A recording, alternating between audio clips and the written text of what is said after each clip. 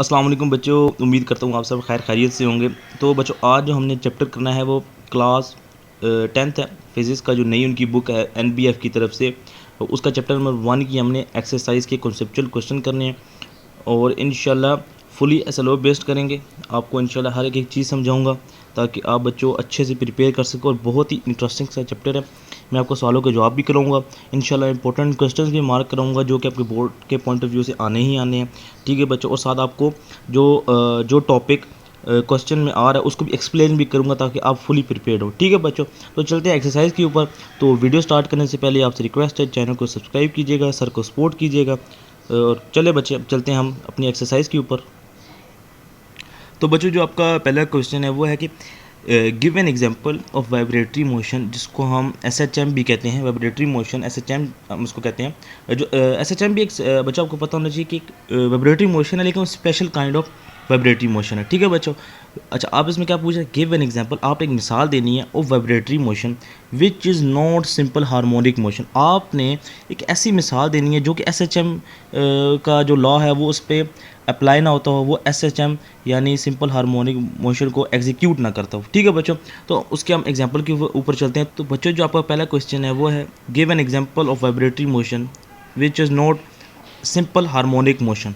आपने एक ऐसी एग्जांपल देनी है जो एसएचएम एग्जीक्यूट ना कर रही हो। ठीक है बच्चों, तो काफ़ी ज़्यादा इजी एग्जांपल है, लेकिन इससे पहले आपको एसएचएम का कॉन्सेप्ट आना चाहिए कि एसएचएम होता क्या। तो बच्चों एसएचएम देखें, एक बॉब है, इस तरह ये लटकी हुई है और ये यहाँ पे जाती है, यहाँ पे जाती है। ठीक है बच्चों, ये इसकी एक्सट्रीम पोजीशन है और ये इसकी मेन पोजीशन है। ठीक है बच्चों, अब एक बॉब अपने टू एंड फ्रो मोशन मतलब ऐसे ऐसे ऐसे ऐसे मूव करती है। ठीक है बच्चों, तो अपनी मेन, ये इसकी मेन पोजीशन है, ये इसकी अपनी मेन पोजीशन से लेफ़्ट राइट मूव करती है। ठीक है बच्चों, तो बच्चा ये होती है एस एच एम। अब हमने ऐसी एग्जांपल देनी है जो कि ऐसे ऐसे मूव ना करे, ऐसे ऐसे मूव करे, मतलब कि अप डाउन मूव करे, टू एंड फ्रो मूव ना करे। ठीक है बच्चों, अब आपको समझ आ गई एस एच एम क्या होता है, तो आपको समझ आ गई होगी कि S H M to and fro होता है, हमने अप एंड डाउन की एग्जांपल देनी है। ठीक है बच्चों, तो काफ़ी ज़्यादा इजी कॉन्सेप्ट है। अब हम चलते हैं इसके ऊपर। तो बच्चों देखिए, अब इसमें मैंने क्या एग्जांपल दी है, काफ़ी ज़्यादा आसान है जो हर बच्चे को समझ आएगी। क्या एग्जांपल है, when a ball is dropped from a height on to the floor and keeps bouncing. मतलब कि इसमें एग्जांपल है कि आपने एक बॉल फ्लोर के ऊपर ड्रॉप करनी है, तो ठीक है बच्चों वो अप एंड डाउन वो बच्चों अप एंड डाउन मूव करेगी। जब एक ball up and down move करेगी तो वो एस एच एम एग्जीक्यूट नहीं करेगी। काफ़ी इजी एग्जांपल थी। ठीक है बच्चों, हम चलते हैं अपने नेक्स्ट क्वेश्चन की तरफ। तो बच्चों हमारा जो नेक्स्ट क्वेश्चन है वो है एट एक्सट्रीम पोजीशन। अब मैंने आपको बताया था कि एक्सट्रीम पोजीशन, अब ये एस एच एम है, आपकी जो एक्सट्रीम पोजीशन होती है ये आपकी एक्सट्रीम होती है, ये आपकी मेन होती है। ठीक है बच्चों, अब इसमें सवाल क्या है, eight extreme position velocity is zero. आपकी जो वेलोसिटी होती है, ठीक है, आप बॉब ले लें, बॉल ले लें, ठीक है बच्चों, उसको आप एस एच एम में मूव करा रहे हैं तो उसकी एक्सेलरेशन तो मैक्सिमम होती है लेकिन वेलोसिटी ज़ीरो होती है।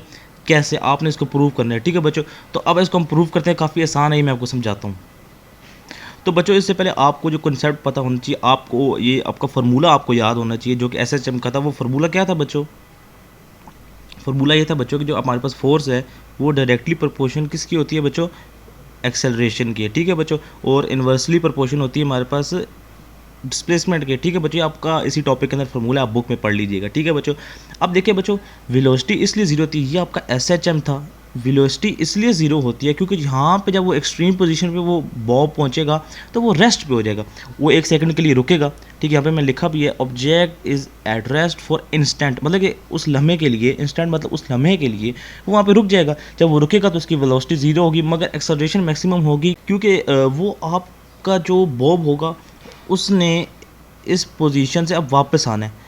तो जो एक्सेलरेशन है वो डायरेक्टली प्रोपोर्शनल किसके बच्चों, रीस्टोरिंग फोर्स के। ठीक है, तो यहाँ पे जब वो पहुँचेगा रीस्टोरिंग फोर्स हमारे पास अब मैक्सिमम होगी क्योंकि उसने उसको वापस लेके आना है। ठीक है बच्चों, क्योंकि आपने इसमें लिखना है कि रीस्टोरिंग फोर्स वो मैक्सिमम होगी और वेलोसिटी इसलिए ज़ीरो होगी क्योंकि वहाँ पे वो ऑब्जेक्ट रुक जाएगा अपनी एक्सट्रीम पोजीशन पे जाके। ऑब्जेक्ट के रुकने से एक्सट्रीम पोजीशन पर आपकी वेलोसिटी ज़ीरो होगी, जबकि आपको जो रीस्टोरिंग फोर्स होगी वो वहाँ पे मैक्सिमम होगी एक्सट्रीम पोजीशन पे, इसलिए आपकी एक्सेलरेशन भी मैक्सिमम होगी। ठीक है बच्चों, काफ़ी आसान सा कॉन्सेप्ट था। अब हम चलते हैं नेक्स्ट क्वेश्चन की तरफ। तो काफ़ी बच्चों आसान सा क्वेश्चन है ये कि आपको ये खुद लॉजिकली भी पता होगा। What will happen to acceleration of mass spring system if its mass is double.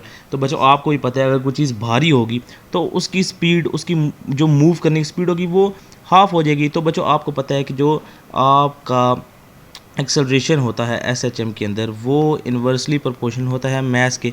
ठीक है बच्चों, तो आपने इसमें सिंपली ये लिखना है कि अगर आपका जो मैस है वो डबल होगा, वो आपका बच्चों मैस अगर डबल होगा तो जो आपकी एक्सेलरेशन है वो हाफ हो जाएगी। ठीक है बच्चों, 1/2 हो जाएगी। एमसीक्यूज़ में काफ़ी ज़्यादा पूछा जाता है बच्चों, ये आपने लाजमी याद करना है। ये आपका एमसीक्यूज़ के 90% ये एमसीक्यूज़ में आता ही आता है। ठीक है बच्चों, अब हम चलते हैं नेक्स्ट क्वेश्चन की तरफ।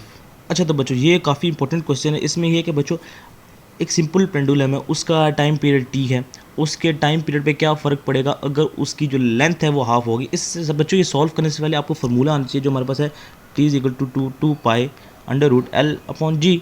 तो देखो बच्चों, अब इसमें क्या है कि जो हमारे पास टाइम पीरियड है, देख सकते हैं आप, वो जो आपका लेंथ है उसके डायरेक्टली प्रोपोर्शनल है या इन्वर्सली प्रोपोर्शनल है। आपको अब नज़र आ रहा होगा कि वो डायरेक्टली प्रोपोर्शनल है। अगर आपकी लेंथ कम होगी तो टाइम पीरियड भी कम होगा, लेंथ ज़्यादा होगी तो टाइम पीरियड बच्चों आपका ज़्यादा हो जाएगा। तो इसी तरह आपने फिर यहाँ पे क्या लिखना है कि आपकी जो अगर लेंथ है वो आपने हाफ कर दिया तो आपका जो टाइम पीरियड है वो 1.41 टाइम्स डिक्रीज़ हो जाएगा। अब इसका मैथमेटिकल प्रूफ भी बच्चों मैं आपको दिखाता हूँ। तो बच्चों ये इसका मैथमेटिकल प्रूफ है और ये काफ़ी इंपॉर्टेंट है। तो बच्चों अभी इसमें लेंथ हाफ करने का उसने बोला है, तो जो टी नॉट है बच्चा उसकी वो नई लेंथ है और अंडर रूट 2 आपके पास 1.41 के इक्वल होता है। तो बच्चों इस तरह के काफ़ी सवाल आते हैं कि आपकी लेंथ 4 टाइम होगी तो क्या होगा, आपकी टाइम पीरियड अगर बढ़ जाता है तो क्या होगा। तो बच्चों इस तरह के सवालों को आपने मस्ट प्रिपेयर करना है। अगर आप मुझे बताएंगे बोलें कमेंट सेक्शन में तो मैं इनके ऊपर एक अलग से लेक्चर भी बना दूंगा। ठीक है बच्चों, अब हम चलते हैं नेक्स्ट क्वेश्चन की तरफ। अच्छा तो बच्चों अगला सवाल है कि एक सिंपल पेंडुलम है, question number 5, a simple pendulum has time period of 4 second. 4 second उसका टाइम पीरियड है और उसको एक स्टील बॉब है, ये स्टील बॉब होगा। ठीक है बच्चों, ये सिंपल पेंडुलम की आपको मैंने डायग्राम बना दी, ये इसका स्टील बॉब है। अगर हम इसको रिप्लेस कर देते हैं एक वुडन बॉब के साथ तो क्या उसके टाइम पीरियड पे कोई इफेक्ट पड़ेगा। तो बच्चों आपका कॉन्सेप्ट क्लियर होना चाहिए, आपको कंफ्यूज करने के लिए उसने एक क्वेश्चन दिया। आपके दिमाग में ये फार्मूला बस होना चाहिए, 2 pi under root L upon G. अब देखिए यहाँ पे आपको कोई मैथ नज़र आ रहा है, टाइम पीरियड डिपेंड किस पे करता है, लेंथ पे, ग्रेविटी पे, लेकिन यहाँ पे मैथ पे टाइम पीरियड आपका डिपेंड नहीं करता। बस आपको ये फार्मूला आता है तो आपने क्या लिखना है, time period will remain same because it does not depend on the maths. ठीक है बच्चों, ये आपको कंफ्यूज करने के लिए एमसीक्यूज भी दे सकते हैं, शॉर्ट क्वेश्चन भी दे सकते हैं, लेकिन आप अपना कॉन्सेप्ट इंशाल्लाह क्लियर रखना है। हम चलते हैं नेक्स्ट क्वेश्चन की तरफ। का अगला क्वेश्चन है, same masses are attached to different spring, one is vibrating faster why. आपके पास दो सिंपल पेंडुलम्स हैं, ठीक है, ऐसे दो, एक फास्टर ठीक है, और दो मैसेज हैं, ये आपका स्प्रिंग होता है, ठीक है, ये आपका स्प्रिंग होता है और ये मैस है, ये मैस है। ठीक है बच्चों, अब ये मैस अटैच्ड है, दो मैसेज हैं, ठीक है, डिफरेंट स्प्रिंग से अटैच्ड हैं। एक ये वाला फ़र्ज़ करें फास्टर मूव कर रहा है, ये वाला स्लोवर मूव कर रहा है, ये स्लोवर है, ये फास्टर है। क्या ऐसा क्यों है बच्चों? तो बच्चों अब ऐसा क्यों आपको मैं बताता हूँ। ठीक है बच्चे, अब ऐसा इसलिए कि जो आपको पता है जो आपका स्प्रिंग कांस्टेंट है के, अब आपने इसका फार्मूला दोबारा ध्यान में रखना है बच्चों, जो के आपका स्प्रिंग कांस्टेंट, ठीक है बच्चों, वो डायरेक्टली प्रोपोर्शनल होता है अपनी वैल्यू से। अगर इस के की वैल्यू ज़्यादा होगी तो बच्चों जो आपका मैसेज हैं जो अटैच्ड होंगी इस स्प्रिंग से वो फास्टर मूव करेंगी। अगर इस स्प्रिंग की वैल्यू जो है वो कम होगी तो आपका जो अपना मैसेज हैं वो आस्ता आस्ता मूव करेंगी। ठीक है बच्चों, तो आपने इसमें लिखना है कि जो एक फास्टर वाइब्रेट कर रही है, ये देखिए बच्चों, ये जो फास्टर वाइब्रेट कर रही है दूसरे स्प्रिंग से, वो इसलिए क्योंकि उसकी जो स्प्रिंग कांस्टेंट है, जो उसकी वैल्यू है के, जो स्प्रिंग की वैल्यू होती है, ठीक है, जिसको हम के से डिनोट करते हैं, वो ज़्यादा है। ठीक है बच्चों, अब आपका बच्चों क्वेश्चन नंबर 7 है जिसमें वो पूछ रहे हैं कि a simple pendulum has time period T in Murree, in Karachi it has different time period, what will you do to make its time period same as it Murree. अब देखिए बच्चों, आपने एक सिंपल पेंडुलम का एक्सपेरिमेंट परफॉर्म किया मरी के अंदर, उसकी वैल्यू डिफरेंट है, ठीक है बच्चों, और आपने कराची में वही एक्सपेरिमेंट परफॉर्म किया, उसकी वैल्यूज़ डिफरेंट है। ऐसा क्यों है? तो बच्चों अब समझते हैं इसको।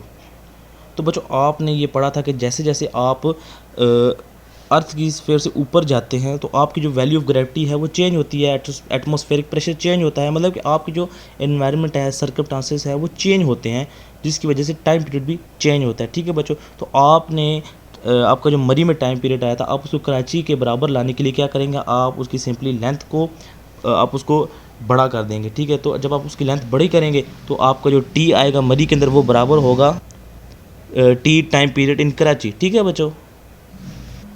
अच्छा तो बच्चों अगला क्वेश्चन है आपका रिपल टैंक वाला। रिपल टैंक आपको पता हो क्या होता है, वो आप ऐसा टैंक, ठीक है बच्चों, उसकी मैं आपको पिक्चर दिखाता हूँ, उसका मैं कॉन्सेप्ट समझाता हूँ आपको। बहुत इंपॉर्टेंट और ये लॉन्ग में भी काफ़ी ज़्यादा पूछता है और शॉर्ट भी आ सकता है। तो बच्चों ये आपका रिपल टैंक होता है, ये इसलिए यूज़ होता है कि आप वेव्स को प्रोड्यूस करें, ठीक है बच्चों, खुद से, और उस पर एक्सपेरिमेंट्स परफॉर्म करें, ठीक है। और ये आप इसकी कंस्ट्रक्शन है, ये आपका टॉपिक है, ये आप पढ़ लेना बच्चों, ठीक है बच्चों, ये वाला टॉपिक तो आपको समझ आ जाएगा। रिपल टैंक होता है कि मैंने आपको शॉर्टली बता दिया है कि ये ऐसी डिवाइस होती है जिससे हम वेव्स प्रोड्यूस करते हैं, फिर हम उसको स्टडी करते हैं और अपने एक्सपेरिमेंट से मुख्तलिफ़ चीज़ें बनाते हैं, ठीक है बच्चों। अब हम चलते हैं इसके क्वेश्चन की तरफ। बच्चों क्वेश्चन में वो ये पूछ रहा था कि आप वो जो उसका इलेक्ट्रिक वाइब्रेटर था, वो वाइब्रेटर जो अब पानी के अंदर अपना परफॉर्म करता है तो आपकी वेव्स प्रोड्यूस होती हैं, अगर उसके जो टाइम पीरियड है वो कम हो जाए, यानी वो जल्दी वाइब्रेट करे तो क्या होगा। तो बच्चों इसका आपको कॉमन सेंस वाला भी आंसर हो, इसमें भी ये कि अगर जो इलेक्ट्रिकल वाइब्रेटर है उसका टाइम पीरियड डिक्रीज़ करेगा, उसकी जो फ्रीक्वेंसी है इंक्रीज़ करेगी, जब फ्रीक्वेंसी इंक्रीज़ करेगी तो वेव्स भी जल्दी प्रोड्यूस होंगी, ठीक है बच्चों। तो जब आप इलेक्ट्रिकल, इसका आंसर क्या है, जो बच्चा इलेक्ट्रिकल वाइब्रेटर है उसका टाइम पीरियड डिक्रीज़ करेगा तो आपकी फ्रीक्वेंसी इंक्रीज़ करेगी और वेव ज़्यादा प्रोड्यूस होंगी, ठीक है बच्चों। अब हम चलते हैं नेक्स्ट क्वेश्चन की तरफ। तो बच्चों अगला क्वेश्चन है कि जो why do wave reflect at the boundary of shallow water and deep water in the ripple tank. तो बच्चों शैलो वाटर को आपको मतलब पता होना चाहिए, काफ़ी सारे बच्चों को नहीं पता होगा। वो पानी शैलो वाटर मतलब जिसकी डीपनेस, गहराई कम होती है, और डीप वाटर आपको पता है जिसकी गहराई ज़्यादा होती है। अब वो पूछते हैं कि दोनों केसेस में जब पानी कम होता है या ज़्यादा होता है, जो वाटर वेव्स हैं वो रिफ्लेक्ट क्यों करती हैं बाउंड्री पे, ठीक है बच्चों। मैंने आपको पीछे रिपल टैंक की बताइए, आप वो सामने रखना, आप बुक खोल के, कि उसकी जो कंस्ट्रक्शन है, उसकी जो बाउंड्री है, उसके ऊपर जाके वेव रिफ्रैक्ट क्यों करती हैं बच्चों। तो उसका आंसर ये है, जब शैलोवर वाटर या डीप वाटर में वेव आती हैं तो उनकी वेव लेंथ और स्पीड चेंज होती है, जिसकी वजह से वो रिफ्लेक्ट करती हैं, ठीक है बच्चों। अब हम चलते हैं नेक्स्ट क्वेश्चन की तरफ। बच्चों क्वेश्चन नंबर 10 है आपका। इससे पहले आप क्वेश्चन नंबर 10 करें, मैं आपको पहले बता दूं कि अभी वीडियो ख़त्म नहीं होगी इंशाल्लाह। इसके बाद जो आपके इंपॉर्टेंट क्वेश्चन है मैं आपको वो भी मार्क कराऊंगा, जो कि बोर्ड के पॉइंट ऑफ व्यू से बहुत इंपॉर्टेंट है, ठीक है बच्चों। लास्ट क्वेश्चन है हमारा कि आप वो कंडीशन बताएं कि आपकी जो वेव्स हैं वो डेफ्रेक्ट करें। डेफ्रेक्ट का मतलब होता है फैल जाना। तो बच्चों आपको पता होता है कि डेफ्रेक्शंस के लिए हम स्लिट्स यूज़ करते हैं। स्लिट्स का मतलब होता है ऑब्स्टेकल्स, ठीक है। तो इसमें यह है कि जो बच्चे, जब आपका स्लिट्स का डिफरेंस, ये जो डिफरेंस है इनका, ये अगर दो स्लिट्स के दरमियान कम होगा तो आपकी जो वेव्स हैं वो ज़्यादा डेफ्रेक्ट करेंगी। अगर ये डिस्टेंस जिस तरह ये नीचे इसने दिया हुआ है, मैं आपको दिखा देता हूँ, ये देखें बच्चों, ये देखें, ये जो डिस्टेंस है अगर ये ज़्यादा होगा तो वेव्स कम डिफ्रैक्ट करेंगे, ठीक है बच्चों। तो आपने सिंपली इसमें क्या लिखना है बच्चों, आपने सिंपली इसमें ये लिखना है कि जो डायफ्रैक्शन ऑफ वेव्स है वो डिपेंड करती है स्लिट्स के ऊपर। अगर स्लिट्स का जो डिफरेंस है ये कम होगा तो आपका जो डिफ्रैक्शन है वो मोस्ट होगी, ज़्यादा होगी, ठीक है। तो बच्चों अब हम चलते हैं आपके इंपॉर्टेंट क्वेश्चन की तरफ। उम्मीद है आपको ये समझ आ गया होगा पूरी एक्सरसाइज। तो हम इसके बाद अभी न्यूमेरिकल्स भी करेंगे इंशाल्लाह। अगर आप कहेंगे तो हम टॉपिक वाइज भी पूरी बुक कवर करेंगे, ठीक है बच्चों। अब हम चलते हैं आपके इंपॉर्टेंट क्वेश्चंस के ऊपर। तो बच्चों जो इसमें आपका इंपॉर्टेंट क्वेश्चन है वो आपका जो क्वेश्चन नंबर सबसे ज़्यादा जो इंपॉर्टेंट है वो है आपका क्वेश्चन नंबर 4। इसकी वैल्यूज़ चेंज भी हो सकती हैं, ये टाइप की इसकी स्टेटमेंट भी चेंज हो सकती है, लेकिन आपको फार्मूला और इसका कॉन्सेप्ट आना चाहिए, ठीक है बच्चों, जो मैं आपको समझा चुका हूँ। इस तरह आपका जो क्वेश्चन नंबर 7 है मोस्ट इंपॉर्टेंट है, और जो आपका इसके नीचे है आपका क्वेश्चन नंबर 10 और 9। बस आपका बच्चे ये 4 इंपॉर्टेंट क्वेश्चन है, ये आपने लाजमी प्रिपेयर करने और बाकी भी करने हैं, लेकिन इन पे आपने इनके कॉन्सेप्ट के ऊपर, क्योंकि बच्चों इनकी स्टेटमेंट चेंज भी हो सकती है, ठीक है बच्चों, आपने इनके ऊपर फोकस करना है। तो मिलते हैं अगली वीडियो में, चैनल को सब्सक्राइब कीजिएगा। मिलते हैं अगली वीडियो में, तब तक के लिए अल्लाह हाफिज़।